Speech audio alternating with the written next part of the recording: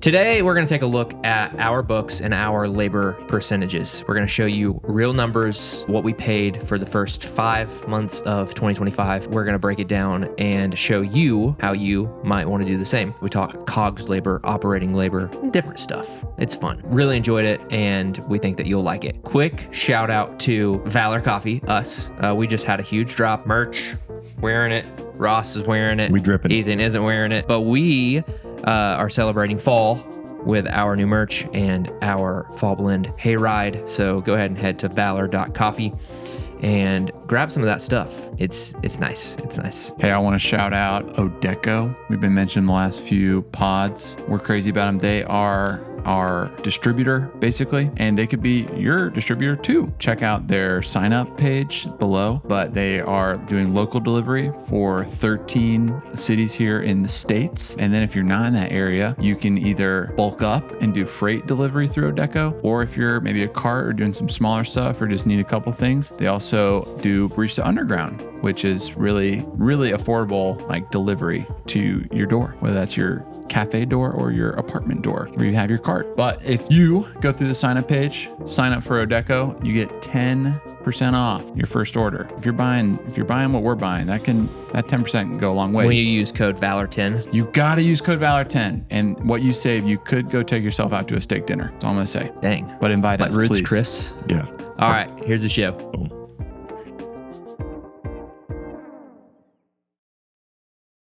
Guys, things are busy around here. Fall drop, new merch, seasonal menu, hayride, all within the fall drop, obviously. I'm tired. Yeah, it's just hard. No, it's awesome. And we're maybe weeks? Only weeks remain in this podcast studio. Oh my gosh. Yeah. Count your days, boys. Count your days. Before we move to our new content, Valor Labs. Valor Labs, our content hub. our content hub. I'm excited. Yeah, it seems like they're about to bust down the wall right now. Yeah, Just off camera will be the opening to the new space. they're over. You'll love to hear men at work over there. You know, Oh gosh. 7:30 a.m. In the early hours. Good boys. On Rolling. the weekends. Thank Yeah. you, man. Labor Day. It's crazy. Can you Yeah. guys visualize it? Can you see the space in your head yet? It's getting there. Well, yeah, the did you see the frame? I saw the bar. I saw a picture. It really helps start to tie it together. So I'm really, really stoked for it. It's going to look amazing. We're getting close. We're wearing some stuff. Me and Ross are, anyways. Yeah, you guys left me out to dry. Well, you Here, could wait, have grabbed something. I can hold Ross's cup, Yep. Yeah, which is there you go. available on our web store, Is this our Webstront. best merch drop in the history of our company, maybe ever?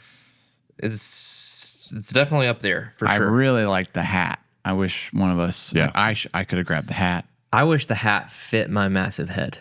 So if you have massive head, beware. Yeah, it's not going to work for you. It's If not you going to think work for me and you're- Paul Judy. If you think your head is big, just know that Riley's head's bigger. So Unless you're Paul Judy. Yeah, you can still buy it.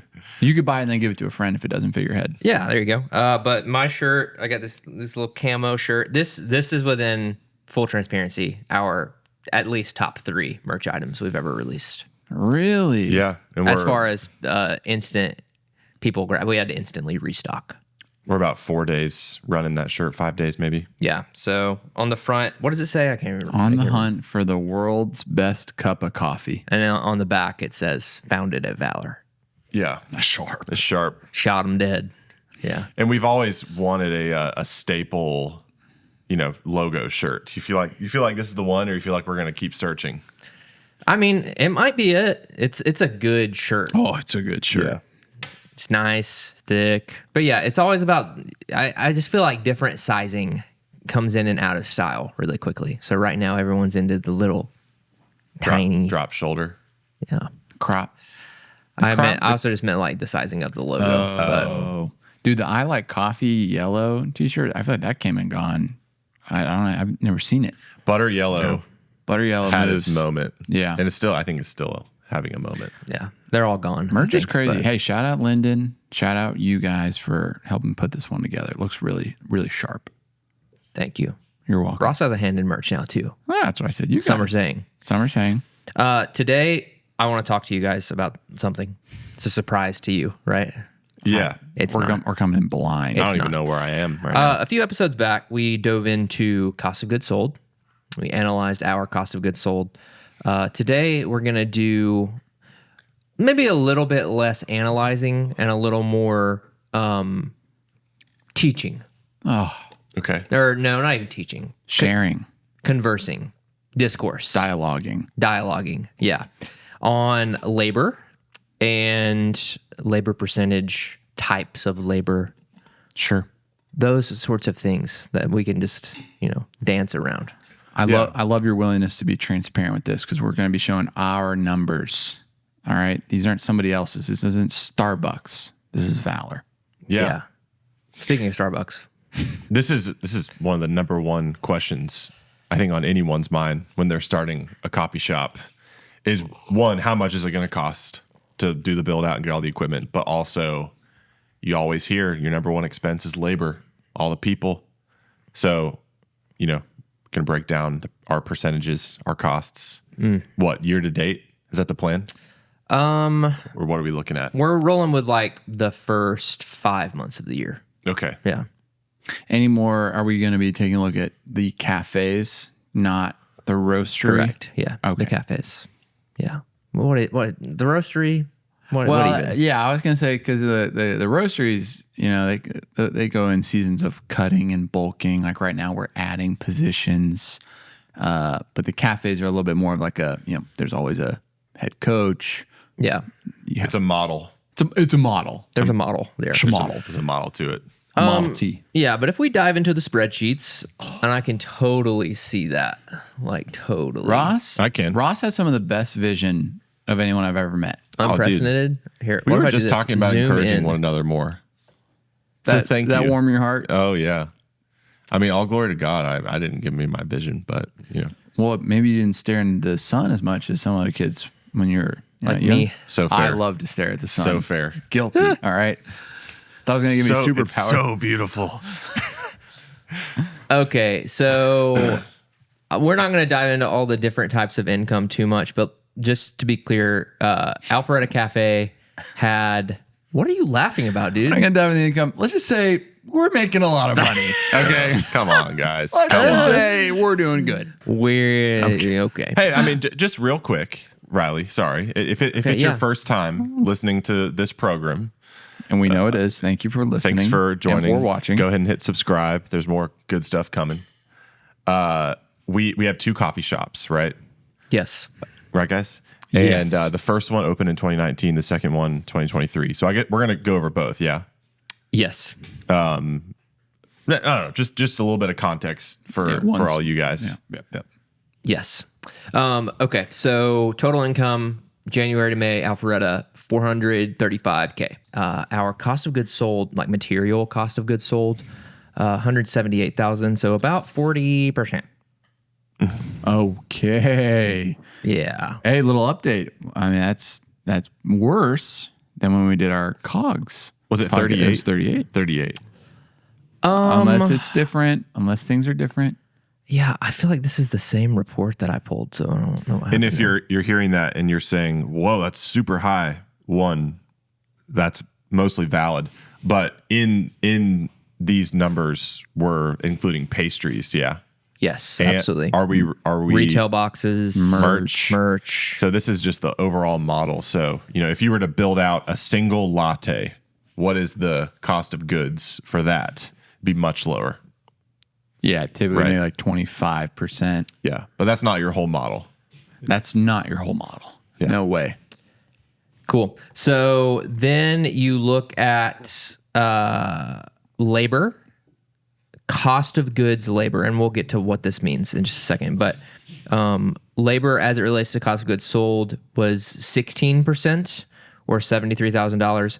And then add those together, you got just under $250K of COGS in total, or prime costs. And then that's about 57.3%. Okay. So therefore, from our top line, just to make the product, after that, we only have 43% of the money left.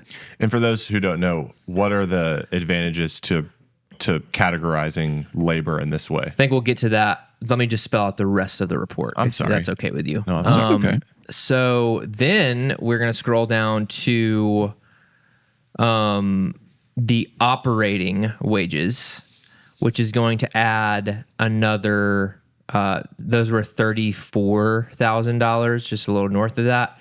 And then total wages for the first 5 months was $107,949.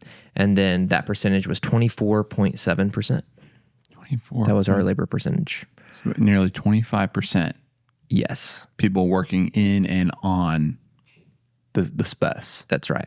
Okay. And we'll dive into that just a little bit more and why that might seem a little lower than what some might expect. And so I want to talk first about different types of labor and how to track these different types and categorize and all that stuff.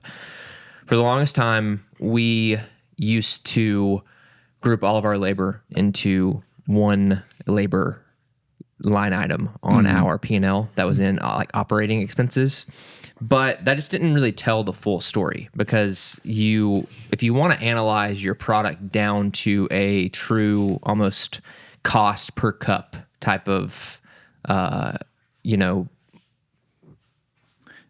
going long black with his espresso. whoa, Respect. so like a cost per cup type of, report. Yeah.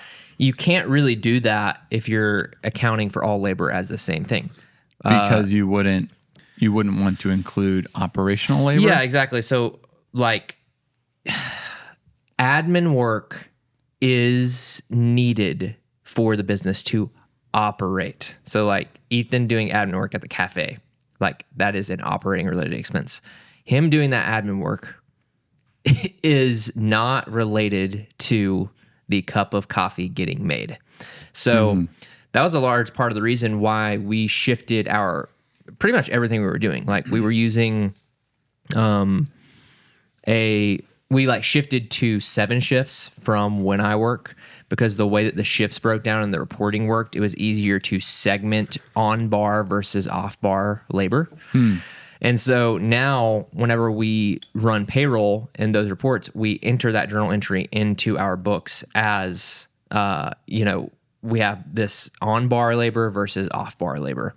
And then we do the same thing in our roastery with like packaging and roasting versus, marketing, et cetera. And then this is going to really help you be able to also find what is the bare minimum it takes for my company to operate. What if there was a time of severe stress? What if there was a global pandemic? No. And your company had to furlough some employees, otherwise you would go out of business. Scary stuff that, fortunately, I don't really think we even had to do that on the last time. We were very much barista heavy for all of our employment. But with that, to be able to have the baseline of what it takes to make the drinks and get it out the door, that's very invaluable. So we spread our labor into these categories. So there's different ways of accounting with us. We start all of our cost of goods accounts with 5. So $5.50 is labor costs. And then within that, you have hourly wages, salaried staff, payroll taxes, and owner bar labor. Just like when Ethan really works on bar. There I am. So I even go item, baby. as deep as into like the salary pay he makes. Yeah. So That's sharp, man. obviously hourly wages is the heaviest here. You can see salaried staff has $0 of pay. And that is because Ethan was the head coach in Alpharetta. Oh, that whole time. That's right. What's up? Yeah. What's up? So that would have been so the owner bar labor number would have been up in salaried staff. Is that the idea? If he was a traditional head coach, Like Paul's pay would not be in owner labor, but in salaried staff. It would. His bar labor would. His bar. Yeah. What I'm getting at is whenever, like currently we have 2 head coaches that aren't at this table, right? Mm-hmm. When they work on bar, do they in 7 shifts categorize that time spent as bar? That's right. Okay, cool. Yeah. So then they track just that time. Exactly. So anyways, this gives us a really all-encompassing view to be able to say, okay, technically we could go into our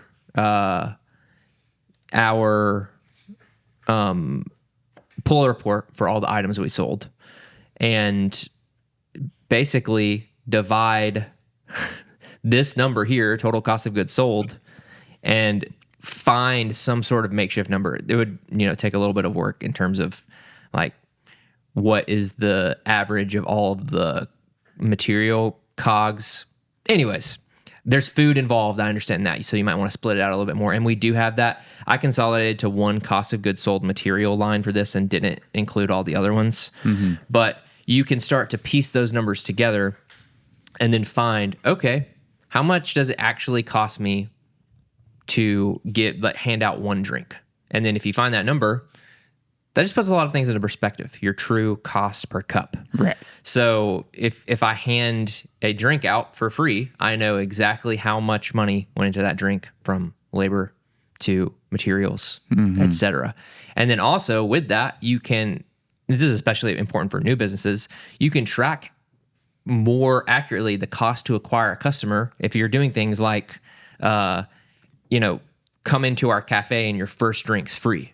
If you know that only costs you $3 to hand out that drink in total, that's a pretty decent, it's like, okay, the drink will cost $3. The ad that I'm running is like $100 per day, and it's getting 3 customers. So you're like, okay, so $33 per customer plus $3, it cost me $36 to acquire a customer. Mm-hmm. So it unlocks a ton for you in terms of being able to like very, very accurately track fun metrics and KPIs. Yeah. Right. So moving on back down to operating wages, you can see hourly wages for operating wages. This was just some things like team meetings. Basically that's it. Maybe a little bit of admin work, and then salary expense. So this one is interesting because this number, we have multiple companies, and multiple companies enables you to, since we have people who work on the multiple companies, you then have to split wages in different ways, including for the 3 of us. Mm-hmm. And so the bad in that is that tracking it kind of sucks. Yeah, it sounds hard. The good in it is that the flux and cash flow of different companies means the fun things you can do in terms of how you're going to distribute that load. Right.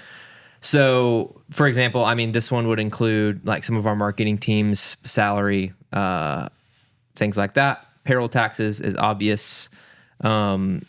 Employer benefit contributions, we just give a health stipend. Hey, that adds up. Yeah. That's a big part of the line item. PTO and sick leave wages, obvious. Owner salary. So this one is bigger on these books because Ethan has just been the head coach at Alpharetta. And realistically, it kind of chops up to we have 3 companies. Owners get paid their salary from one of those companies. Mm-hmm. The thing about owner's salary,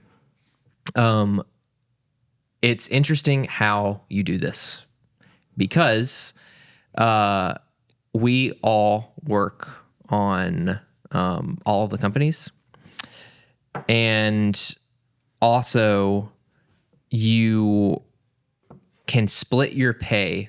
First of all, I'm not a financial expert.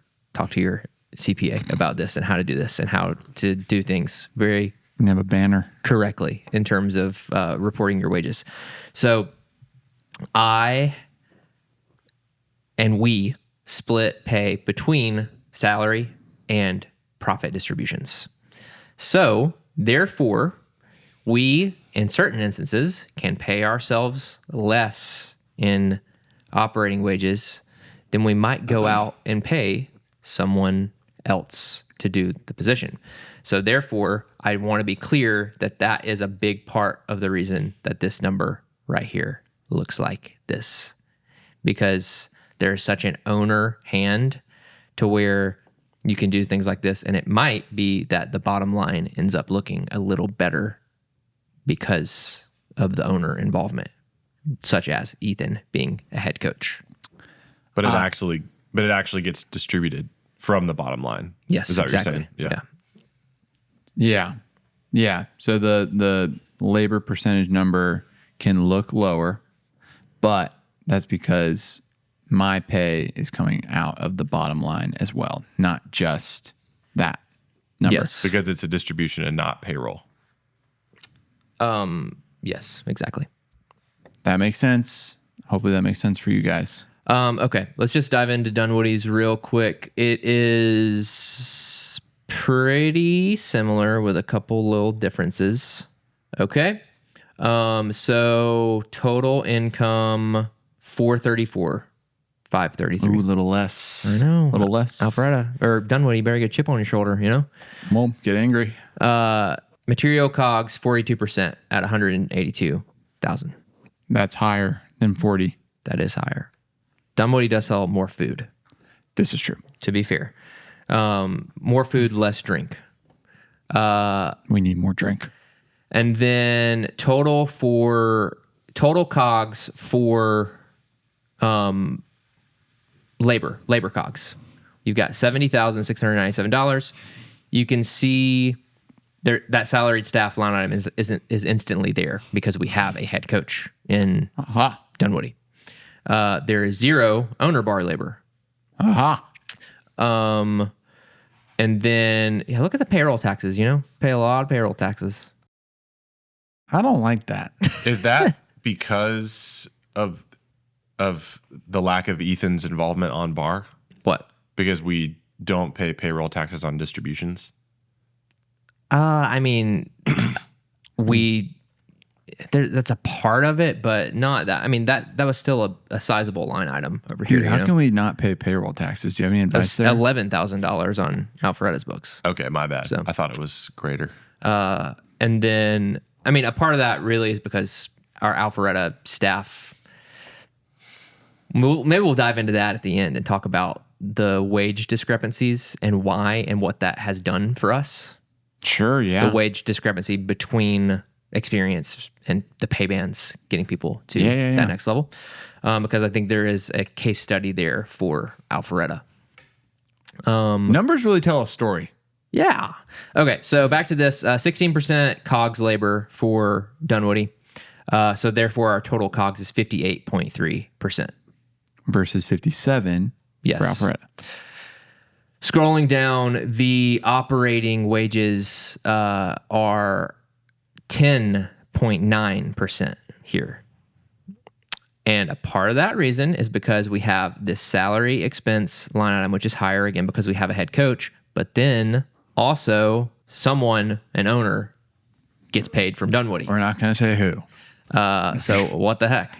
And then that obviously plays into this just overall being higher. And I mean, we see it. It's like cash flow in Dunwoody is not as good as cash flow in Alpharetta.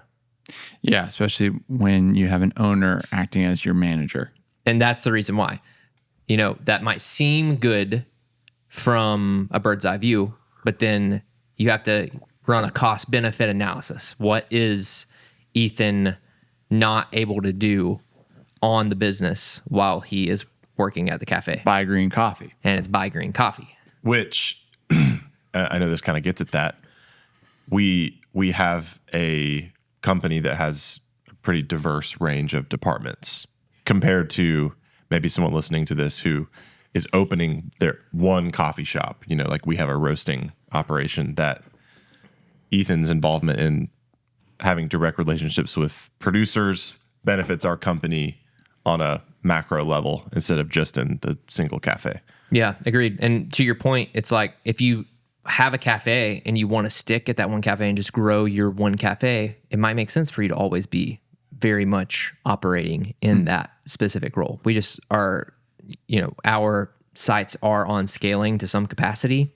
And because of that, it becomes worth it to have cafes that cash flow worse than they otherwise could, so that Ethan can focus on building the business. It's all on you, bud. Okay. Okay, so the total number for wages in Dunwoody comes out to $118,245 for the first 5 months of the year, which is 27%. So Versus 25. yes, still under 30. Still under 30. How about that? Which is crazy because you would think, correct me if I'm wrong, if I'm missing something, but you would think that because Ethan was head coach in Alpharetta, the first model we looked at, it would Be drastically lower. Yeah. Yeah. And to your point, what I was saying earlier, in Alpharetta, we have quite a few people who have been working for us for a long time, and just, transparently, like, there is a decent bit more experience there that has led to people getting a little higher on our pay bands. Sure. Pay bands for us are just the range that we pay baristas from starting, and then people come in depending on their experience, and some other factors will depend on where they necessarily start right away. But then we can have a very structured way of saying to everyone, we want you at the upper height of what we are paying people, and this is how you can get to that point. These are the things that you can work on to get there. And it works for everyone. Obviously, there's the benefit of someone getting paid more money. And then the benefit for us is that Alpharetta is a great proof of concept. When you get people to that upward limit of the pay band, they are better at the job, obviously. So it's more drinks can be dished out. Maybe less people overall can be staffed at a given time. And then you have that proof of concept on the books. Mm-hmm. And for anyone who has listened to our podcast for years, we've been on that journey, like think all the way back to SCA in Chicago. We sat down with Chris DeFurio, Keys to the Shop. He's done a lot of consulting for coffee shops and also has his own coffee podcast that's been going a lot longer than ours. And that's what we talked to him about, was like, is it possible to employ less baristas, pay them more, and you actually end up better off, where it's like truly a win-win for them and for the model itself? Mm-hmm. Yeah. And I think the answer is because we tried it. Yes. Yeah. That idea was in utero at that point. Totally. And That was now, about 2 years ago. 2 years later, Yes. it's really, really cool to see these numbers. Yeah. I mean, it's better for everyone. It's like we probably get out either even if it's just the same or a little bit more in terms of labor, just the fact that we get to pay people more money. Oh, and sure. then it's just like extends their time at our company because they're making better cash. Yeah. It's awesome. Yeah. And this isn't, I think the context too is that Dunwoody is much younger. And so it's just on a similar ramp now of like, I just did a little round of raises, and people are starting to climb that ladder. They're getting there. But then you see it, man. You see people just take on more. And it's such a powerful way to give people responsibility and more value to their work without being like, you're a manager. You're a manager. Yeah. You're a manager. You're the assistant manager. You're the assistant manager of this. It's just like Shift lead. yeah, it's like, hey, you are valuable. We're going to give you more money, and like we're just gonna lean on each other a little more. It's like, we got a guy, Sam, who's just, I'm like, hey, I need you to do this, and he's like, yes, and I'm like, yes, Yeah, that's for awesome. sure. And a big part of that, the skepticism of paying people is such a plague for so many owners. In that sense, first of all, of just like increasing wages, because so many people look at that as like, why would I pay for something that I could otherwise pay less for? That's just like capitalistic mindset, which makes sense because, you know, you're the owner and you're trying to like sustain a bottom line. The flip side of that always is like an A player will outperform a B player by like 50%. So if you can get 50% more output and pay someone, you know, more to do it, it's just better for everyone. Right. And then you could say the same thing about yourself, like removing yourself from certain parts of the operation to do other things. That would then be distrusting that you as the owner have more worth to go out and make more money in a different way than what you could do slinging drinks, pouring coffee. Yeah, pouring coffee. And if you think of it purely from a capitalistic sense, purely from a profit sense, this has been well documented on this program. But if you're thinking purely profit, and your mentality is like, I'm going to pay people as little as I can to get by, there will be more turnover, and you will have to staff more humans behind the bar. But the real kicker is, how is your highest paid role spending their time in the model, which is the GM? Are they spending their time constantly on the treadmill of hiring, training? And as soon as they finish hiring and training their new guy, someone else leaves, and then boom, they're right back to hiring. Yeah. Like, that is an endless treadmill. Yeah. It's treading water, and it's not building anything. I used to not believe that as much. Like we were talking about that. The cost of hiring people, because you hear people say that, and it's like, it's really expensive to hire. And then You're like, training's not that much. your mind instantly goes towards maybe like hiring a recruiter to hire for you whenever you say something like that. Or you pay for like this training program or something. Yeah. Yeah. But in reality, like what you're saying is, it's really expensive to hire because you bring someone on, so someone's time has to go towards bringing them on, and then someone else's time plus that person's time has to go into the training. And then you have that, it doesn't end there. It's like the life cycle of an employee extends through every point of their time, where every minute that they're there, they're gaining more experience. You know, for us, if we're talking about the pay bands, it's like we are telling someone, you know, you need to do this, this, and this. They get better.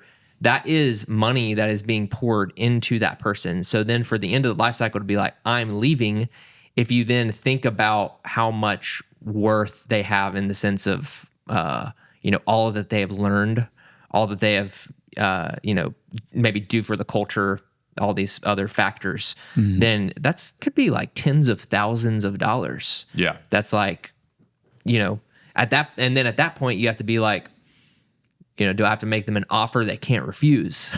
Sure. Yeah, there's boundaries to that, right? Of like, oh, I want to keep all these people around, I'm just going to give them a bunch of money. And it's like, well, you got to be smart. Yeah. You got to know what you're working with, right?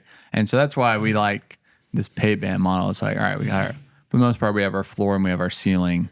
And that's what I would just issue a warning. That can be a temptation for, if you're starting a coffee shop, you're like, I'm going to pay the ceiling. I'm going to start everybody right at the top. But then that's the only place you can go. Yeah.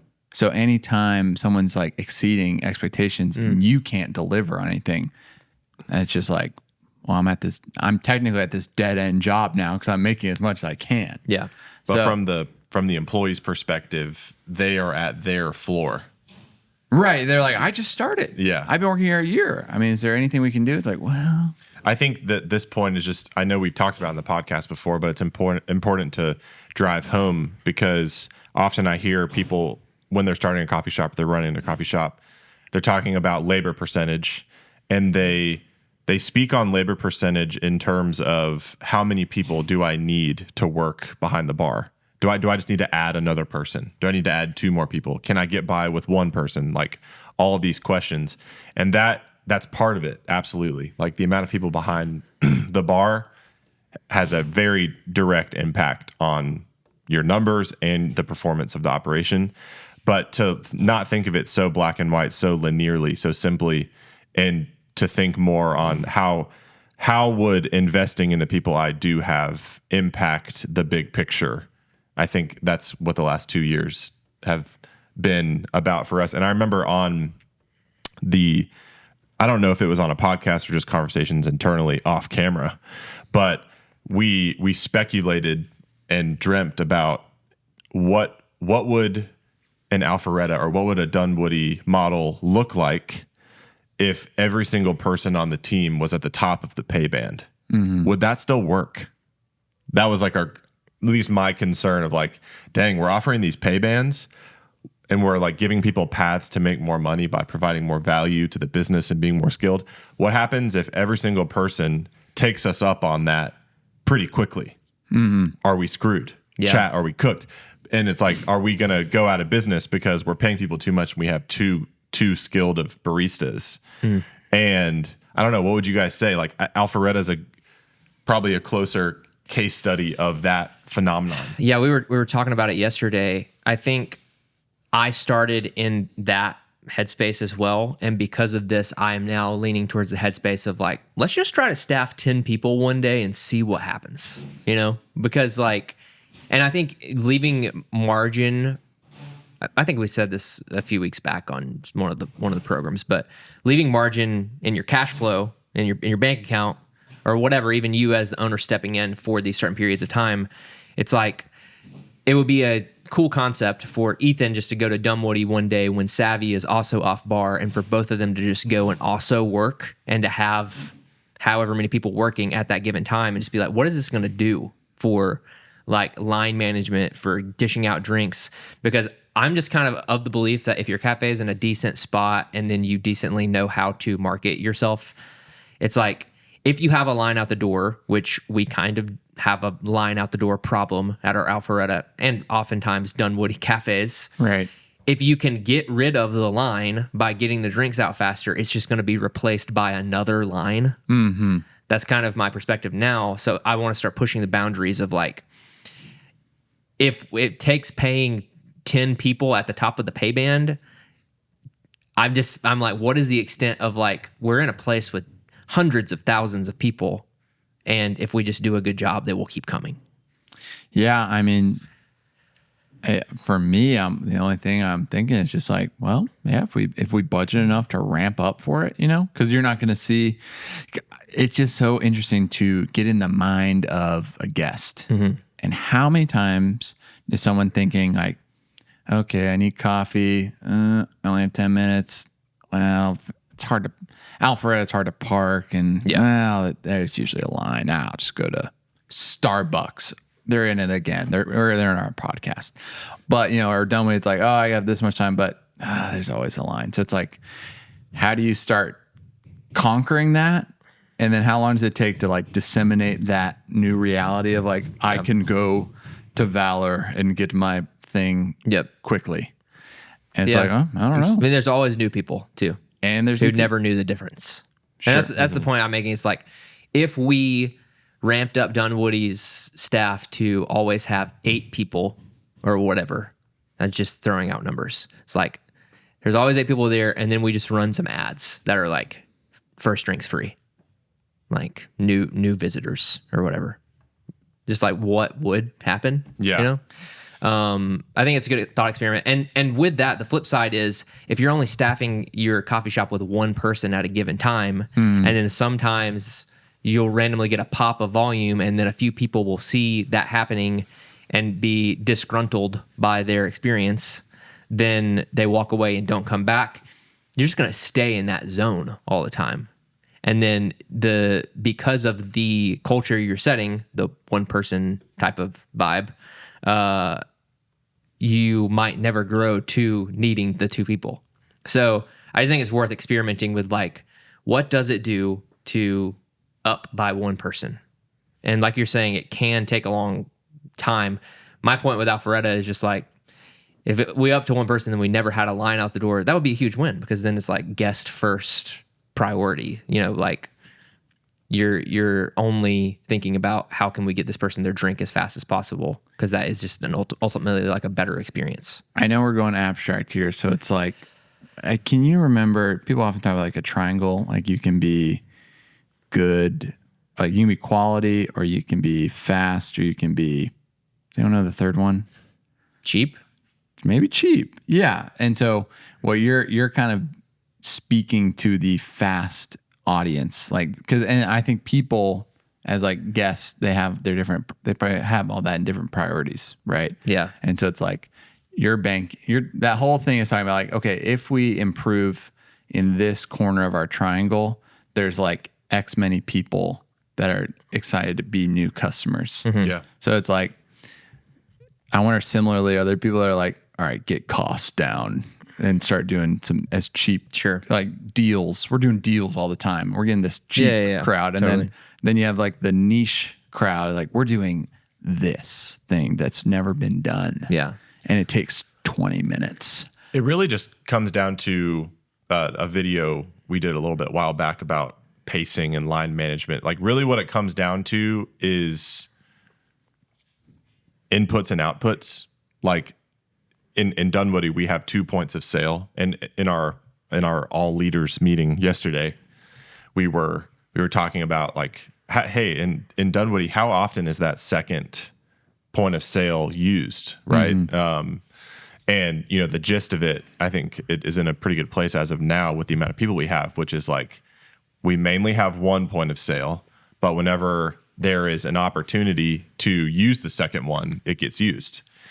And so you're increasing the amount of orders coming in because there's two tributaries feeding your river, right? So good. But then you could have another problem, which is that your production speed does not match the volume of orders coming in.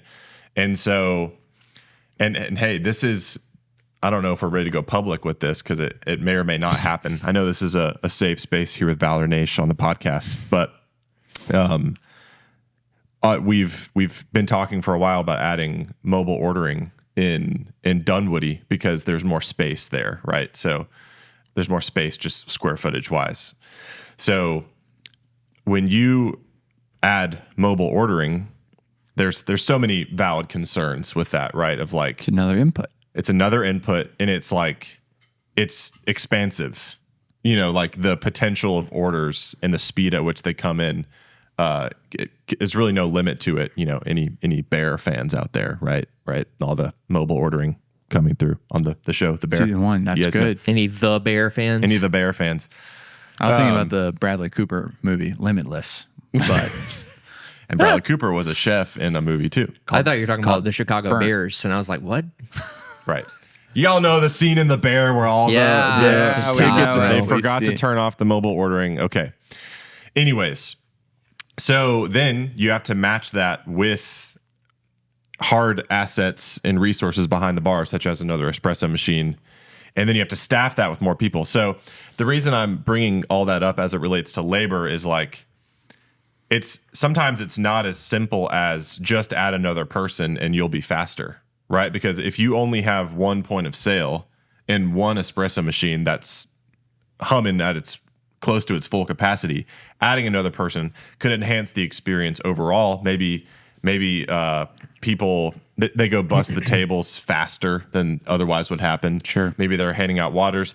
But in terms of inputs and outputs, it doesn't necessarily increase your potential top line revenue.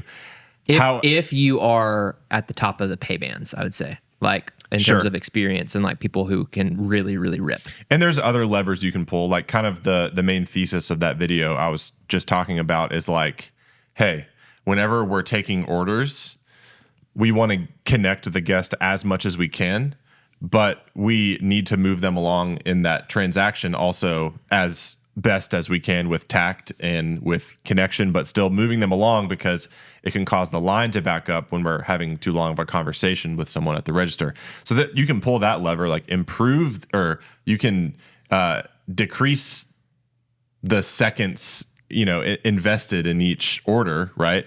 But in Alpharetta, because it's a smaller space, we have a little handheld square POS system. So the two cafes are very different animals, but more than anything, I'm excited to explore and document what mobile ordering could do for Dunwoody and bring all of you listeners along in the process of all of our. I mean, clearly we're a very transparent company. We try to be as much as we can. We're showing you all of our books, and so we want to share all of the pros and the cons of that in case any of you are considering doing that. Little Easter egg in here, and maybe this is its own podcast, but if you've noticed Riley scrolling through the spreadsheet, we've gotten some questions over the years of how granular do you get with all of your different categories of your bookkeeping. You know, you can see here like 5-50-02, that's salaried staff, and it's all really segmented out. So maybe that's its own pod of like we go through what Our chart of accounts. is that what that's called? Yeah. Buckle in, baby. Chart of Buckle accounts. in. That's not a good clickbait Let's go, title. Chart of baby. accounts for coffee shops. The number one thing killing coffee shops, and it's just about chart of accounts. But you know, take a look at some of the stuff that we've included here. Maybe Riley can do a quick little scroll, and you can pause it if you want to. I'm not recording the screen. This is going to be screenshots, bro. Oh, nice. Okay. Well, anyways, we should explore that another time. In our master class. That's kind of its own little Easter egg. That's a funny thing. I just said master class, and I was going to ask a really vulnerable question. In summary, do we know if this is normal? Do we know if our numbers are good? Do we know Yeah. if they're high or low in a certain area? Everything I would say is relatively normal. Our obviously our COGS, material COGS, I would say is pretty high. And then, everyone tries to say keep labor between 25 and 30%. So, Okay. yeah. And ours were like 25 and 27, and the 25 one wasn't really accounting for the distributions of an owner who is working in the space. And that's the thing. You're talking about scale. It's like, ideally, our salaries would probably not be on these books at all because we're not in the cafes anymore. Yeah, especially in the season we're heading into, for Yeah. sure. So, you look at that, and that is a point of scaling. If we had 6 cafes, it would be a lighter load on each individual one, things like that. And then the owner at that point then just takes distributions out of the bottom line profits.